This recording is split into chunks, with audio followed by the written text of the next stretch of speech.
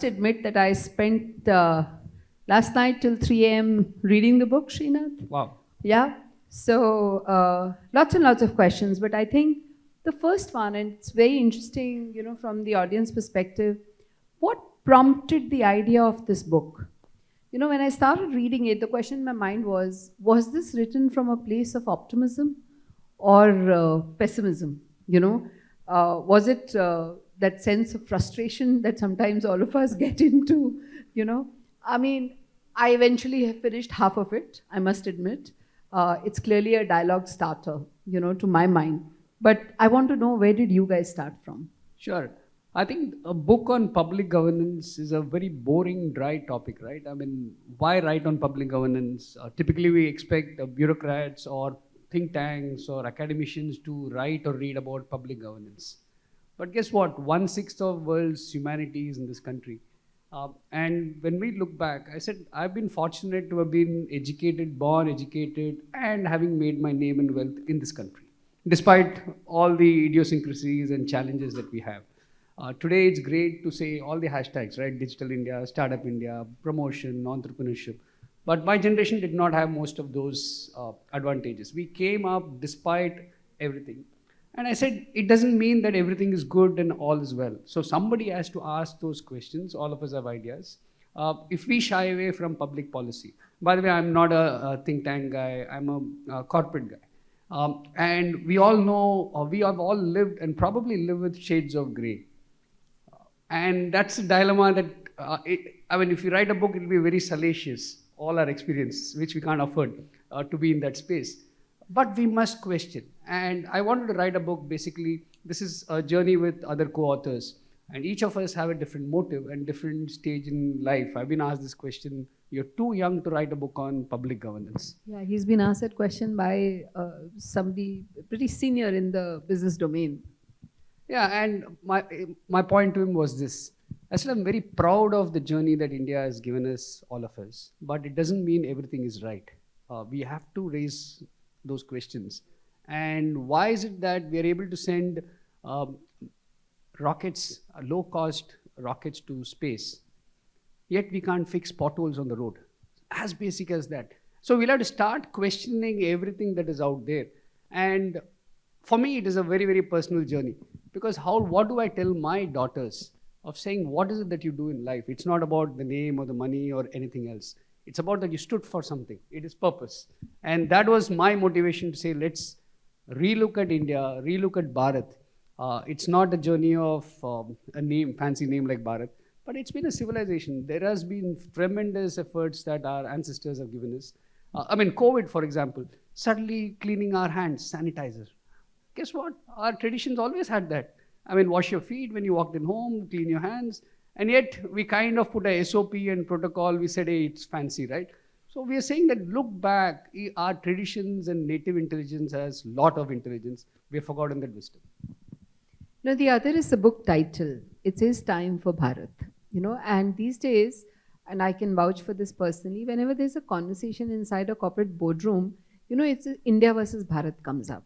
But Bharat typically in those conversations refers to the non-English, bottom of the pyramid, consuming classes. But your idea of Bharat, and if you guys, were to pick up the book and read it, is very, very different. Yeah. So, my question is that, in fact, you've also gone in the book and boldly stated that India can go. Okay. So, what are you really referring to over here when you say Bharat? Your India versus Bharat is not Bharat, the bottom of the pyramid, right? That's true. I don't wear the hat of a marketeer, right? So we don't dissect India as the rich and the poor and the illiterate. I keep joking that India is more keypad literate than actual literate citizens today. That's a reality. And the moment we say Bharat, we think Hindi, Sanskrit, we think saffron. By the way, I've been accused of, people have asked me, did the party fund you? Did you write it for somebody? I just picked the color that I liked, not because somebody funded me. This has been a self-funded project. In fact, this book has even said royalty 0. So my publisher and Amazon makes money or Flipkart makes money and the authors don't. We said, if you have a public governance idea, leave it out free. The conversation about Bharat is we're the only country in the world, in the constitution, we have two names. The India, that is Bharat. That's how our constitution calls us. And I'm saying, if you are changing the name of Mumbai, Bombay to Mumbai, Chennai, Bengaluru, and so on and so forth, take a call. If India is going to be Bharat, so be it. But take a call, take a stand. And that is why I'm saying that go to Bharat. And Bharat is not about religion, it's not about linguistic differences, all that. I think Bharat as a concept is 25,000 years. If you look back the civilizational ethos, I think it predates religion. A lot of our religions, we are very plural. For example, let's take, by the way, this book is not about religion, but I'm giving you an outside context. Within a household in India, it's very common to see the mother devoted to, let's say, Ganpati, or the father saying, I'm a Shiv Bhakt. It's plural. People can have their different ideologies. So I think we have had some of those tolerances, and the narrative over a point of time has changed too. Why do we lose that basic tolerance we had? So which is why I'm saying, go back to the roots of Bharat. Don't divide Bharat between India and Bharat. In fact, you mentioned yourself on the spirituality. If you read the first 2 chapters of the book, you will think actually that it's a book on spirituality. That's how I looked at it. In fact, I thought it was about religion also. I mentioned that to you, right? So why that kind of a start? And I know that, afterwards it deals with hardcore numbers. It talks about what's happening in economy, insurance, technology, and a whole lot of stuff, that I think Indian businesses, entrepreneurs, and students ought to read about. But why that kind of a start to the book? Sure. I think if I were to draw analogy from the modern HR books, I think it'll speak about purpose. It'll speak about values. It'll talk about vision. Spirituality is nothing but all this. Religion is not necessarily. Spirituality is each of us might find our own roots. What's your roots? What is it that balances you from being ethical, being moral? Of course, when I speak about ethics, in the modern context, we all are kind of two-faced, right? We have a personal ethic which is different from professional ethic. I won't cheat my company by putting fake vouchers, but I don't mind paying $100 to that constable because I don't have to be penalized at the traffic light. We all have two-faced that way. And yet, we kind of rationalize that that is acceptable. So I'm saying, let's go back. If we are not spiritual, which means having a sense of purpose and values, no religion can help us. Nothing. It's just then a mumbo jumbo and a ritual. So which is why this book is based on saying, can we go back to awakening our spiritual sense? And it doesn't speak about a single philosophy or a principle. Each of us have to find our own roots. Yeah. Well, let me just read from the book and ask you a couple of questions on some of the ideas that you proposed. On page 29, you've written that Bharat will have to make prosperity and not merely the removal of poverty the overarching aim. Why this idea? Why the talk about the fact that we need to aim for prosperity? Because till now, when you talk about equality, and you talk about, we've also been influenced a lot by the whole idea of socialism, as a background to where we came from after independence. So when you're proposing this, what really are you talking about? So I think a lot of these isms start with financial divide. Why is it that we all are sitting in this fancy Sofitel today discussing a book where we could have sat at a small tapri and had little chai on the road and had this conversation, right? So I think, and when we speak about poverty, unfortunately, my fear for my next generation, for my daughters, is our politicians will continue to divide us on the basis of poverty and not discuss urban issues. There is nothing wrong in saying, I want to be wealthy. It's almost very similar. We still have that problem of phones were once seen as a luxury item. Can we move out of all this? If you want to really play the global role that we are aspiring to play, G20 or whatnot, what happened in G20, right? We simply covered all the slums and all the roads with nice vinyls across India. I'm saying solve for it. There's nothing wrong in being prosperous. If you want to be having $10,000 or $15,000 a year as GDP per capita, it has to be not aggregate, it has to be inclusive. Today we have an aggregate growth, but not an inclusive growth. Thank you for that. And there's another interesting thing that happened while I was going through the book. At one point of time, you're writing in the book saying, we therefore need a future that doesn't ignore or glorify our past, and yet somewhere else in the book you talk about the fact that we Indians gave maths to the world, acknowledged by, I think, Albert Einstein. So I think it was a very important thing for me, at least, to try and understand, what do you mean by don't glorify and don't ignore it either? Where is that balance? How do you do it? So very simple. The other conversation that we have not written on the book is, remember, we nearly lost the patents for basmati rice. I mean, all we are saying is stand up for your right. Don't just let somebody else trample in. And this is a world where I think a crying baby gets a milk. So even as a country, as a nation, if you don't say what you have, somebody is going to claim it as their own. You have most of our multilateral organizations are not controlled by India, which means the entire narrative suddenly becomes Western narrative. So if you want to stand up for what you have, be it math, be it your Vedic sciences or whatever, claim it before, you can't reclaim it, but claim it. Yeah. Very interestingly, I was in a conversation with one of the fintech startup founders, and when you talk about crybaby bit, apparently there's more than 1 trillion rupees lying in the bank accounts of the non-banked population in this country, because at some point of time we issued debit cards to them, and then the technology changed and those debit cards don't work, and they don't even know where the ATMs are. So yeah, I mean, why? So it is a very unequal, place to add to what you're saying. Another thought that you have here, Bharat is still young, with about 55% below 30 and over a quarter below 15. And, we're talking to the world and always referring to the demographic dividend, that we have as an opportunity. But its billion-strong working age population, you've written, embodies an enormous potential for jobs and economic growth.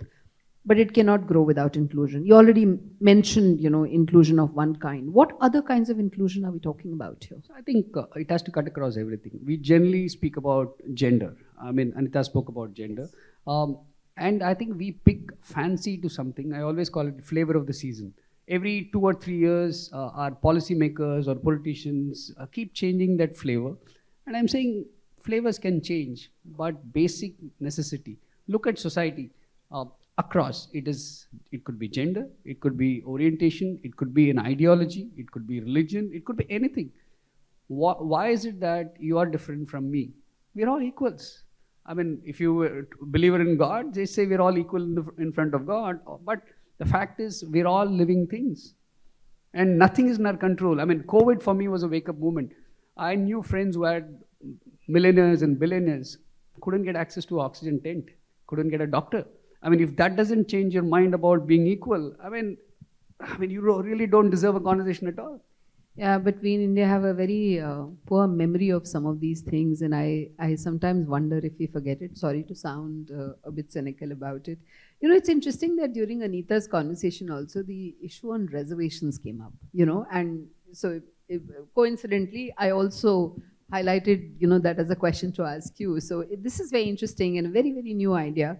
Shri, and I want you to talk a lot more about it.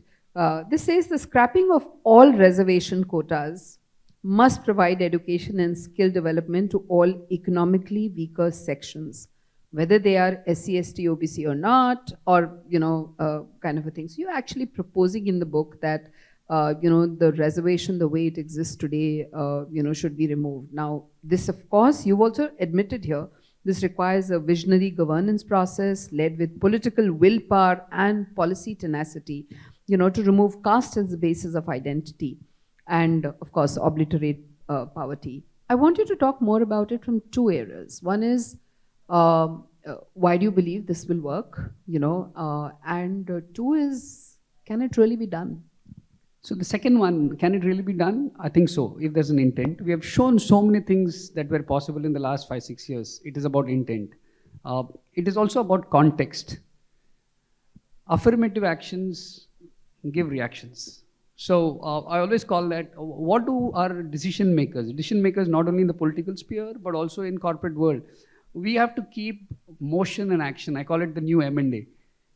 Keep your stakeholders in motion and action, so that they don't complain, they don't crib. Keep them engaged. And that is what I think all of us are getting used to.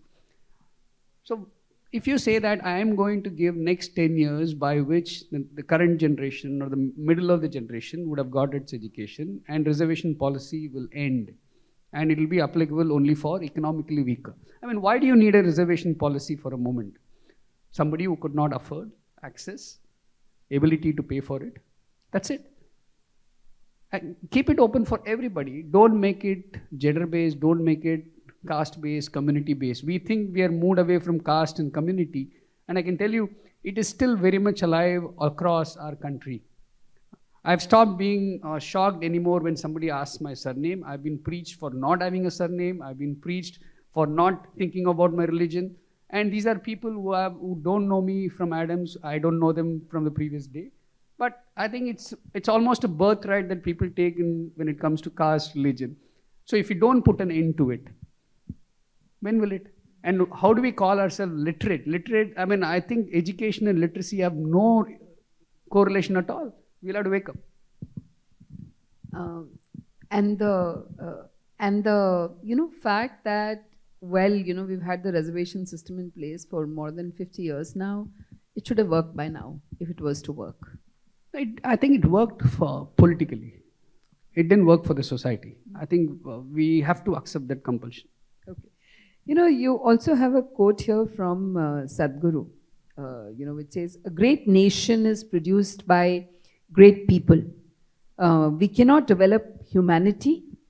We can only develop individual human beings who have pride, passion, sense of belonging, and who identify themselves, with the nation."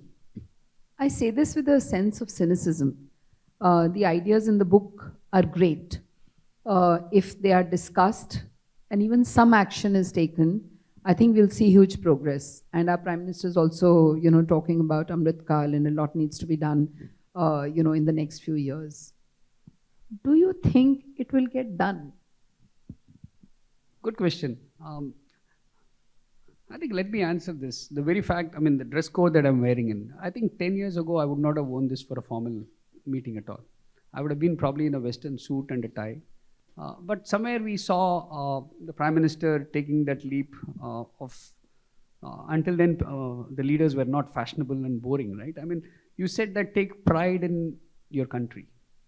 And I think when you look back at each of these routes, today you look at Davos pictures, a lot of Indian leaders are in the Indian clothing. I think we'll have to just simply look back at our own culture. And can we go back to those, question some of those, brush it up? Can we get change done? I think it's up to all of us. I'll give you a simple example. Not so long ago, a senior leader in the Mumbai administration, once I was having dinner with him and I generally complained, saying that my local area things don't get done, and I'm very active when I go meet the local ward officer and all that. He said, "You guys will never get it done." I said, "Can I escalate it to you?" He said, "I'm too senior for this to be escalated." And he gave me a simple challenge, which, by the way, I've not been able to meet until now. He said, "From your locality, can you just get 5 CEOs along with you? And you name the department that you want in the state, I will get them in front of you." His challenge was, he said, "Mumbaikars ke paas time nahi hai." He said, "All of you are so busy, but if you want something for your factory or office, you will come and meet me whatever time. But if it is about a simple civic administration, roads, nalas, none of you turn up, because most of you can afford to go to a fancy holiday or a hotel and simply leave town. And look at the state of administrative mess that we are in as the city." So I think it all depends on all of us. If we don't question, we deserve what we get. And all of us are supposedly educated, with access, with contacts, with friends, and so-called confidence. Otherwise, we are no different from an anonymous social media post, cribbing and crying and screaming, right? If you want something, stand up and be counted. Yes, there could be repercussions, there are issues, challenges, it needs time. And this book of ideas of Time for Bharat is only a kind of provocation, saying there are few, probably 100 ideas in this book across various sectors, be it financial services, be it digital, be it technology. But all we are saying is it's only few. We are a billion people. There could be a billion ideas. And unless we test it locally, we don't deserve this India then. Wow, what a thought. And before I open the questions, to the audience, I run a podcast being CEO with Deepali Naair, and I don't let anybody go without some rapid fire questions, right? So 17 luminaries that you were dealing with to write for your book, right? I'm just shocked. How did you manage that?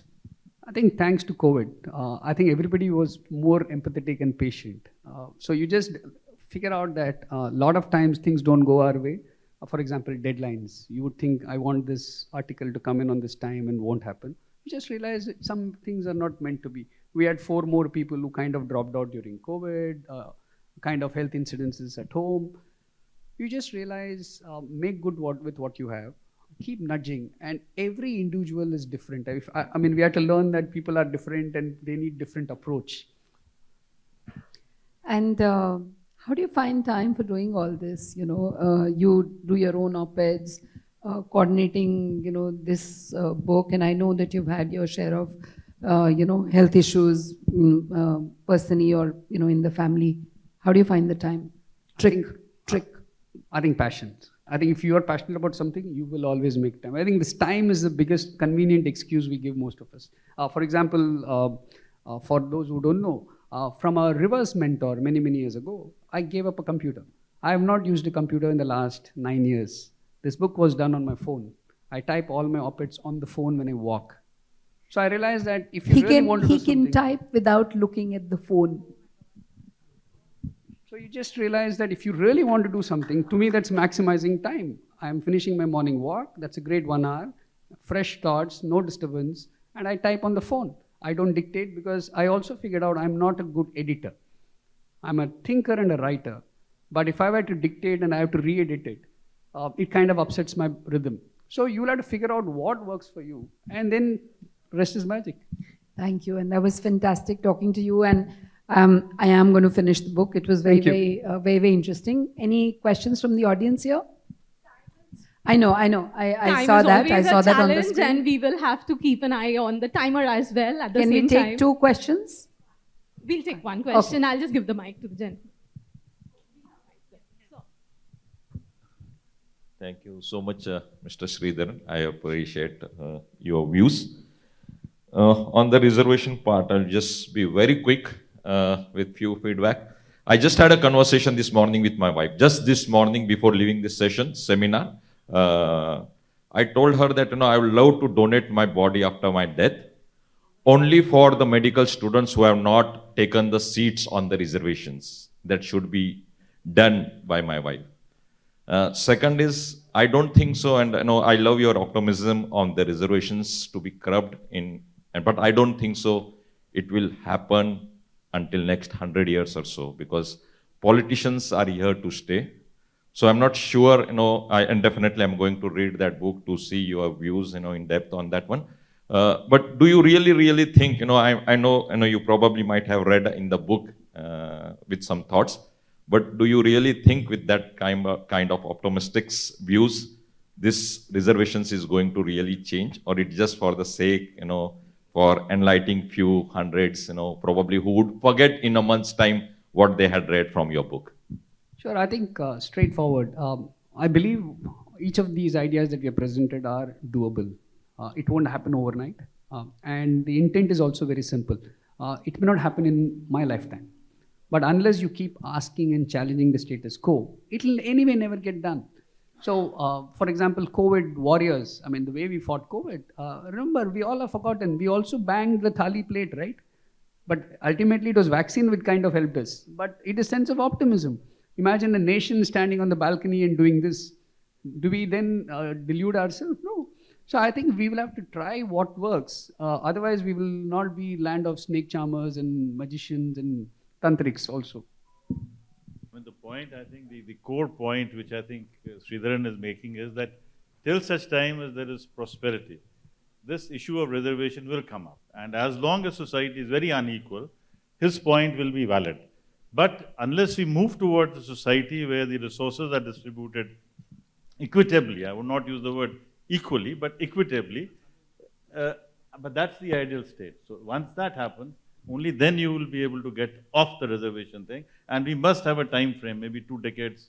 You can't have a $5 trillion economy with the same 60% reservation. So glad that I'm very happy that you've written this book. Thank you.